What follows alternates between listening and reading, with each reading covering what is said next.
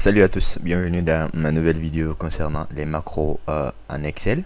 Donc j'espère que vous avez déjà la première partie, comment créer votre propre macro simple. J'espère que vous avez compris, et si vous n'avez pas compris, suivez-moi et voilà, mettez pause et revenez. À présent, je vais vous inviter à partir dans Excel. Ici, on avait créé notre commande, notre macro, et on avait affecté une commande. Donc je vais tester tout de suite. Vous allez voir, même si je me place ici et que je clique sur commande, vous verrez d'abord que le fond a changé, et puis que même si j'écris quelque chose ici, ça prendra tout de suite la forme des autres qui sont là, parce que oui, la macro a été affectée à ceci. Donc je vais écrire Fantar. Vous allez voir tout à l'heure que ça a pris automatiquement la forme des autres, puisque la macro a été affectée à ce bouton commande. Donc tout ce qu'on veut faire aujourd'hui dans notre feuille Excel ici, si on a besoin d'apporter les mêmes modifications à tout ce que nous allons saisir, il suffit juste de cliquer sur commande. Bien, dans la deuxième feuille, je vais vous montrer tout de suite comment effacer le contenu avec une macro, c'est-à-dire on affectera tout à l'heure, on va enregistrer l'opération et affecter une macro à un bouton. Ce bouton va nous permettre tout le temps, si on a un grand tableau par exemple et qu'on a envie de supprimer des données dans ce tableau, et puis voilà, la macro va nous permettre de faire ça en un simple clic, je vais dire, autant pour moi. Parfait. Et là, comme je vous avais dit, vous venez d'abord dans le menu, vous cliquez sur le mode développeur pour déclencher votre macro. Vous avez la possibilité de commencer l'enregistrement à partir d'ici ou ici. Bien, moi je vais lancer la macro. Je vais donner cette fois-ci effacer un nom significatif. Bien, donc effacer. On est sur le classeur 2. Bien, ce classeur a été affecté. On fait OK.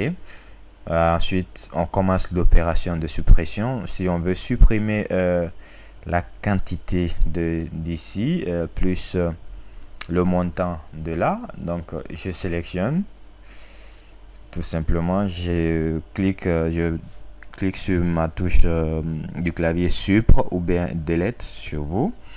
Ensuite je reviens, je vais effacer ceci, Supr ou Delete. Bien, là l'opération là a été enregistrée, je peux mettre juste là et j'arrête tout de suite ma macro. Et si je veux appliquer cette fois-ci pour tester ma macro à ce que nous venons de faire ici, donc je vais d'abord, on va créer un bouton pour affecter notre macro. On vient dans accueil, insertion, illustration, forme. On va prendre la forme là, dessiner une forme comme ça, et ensuite je vais mettre le nom là dedans, effacer. Bien, je vais dans accueil, je vais centrer ça. Bien, c'est bon.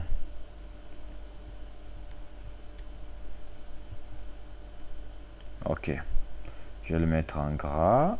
Ok, parfait.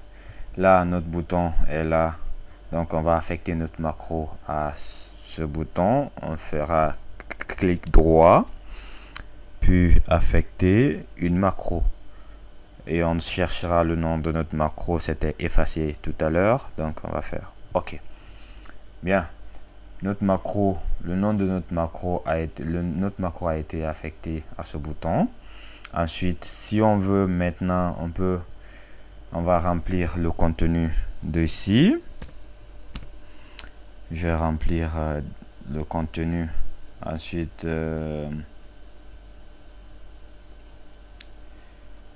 appliquer à ça et un autre contenu,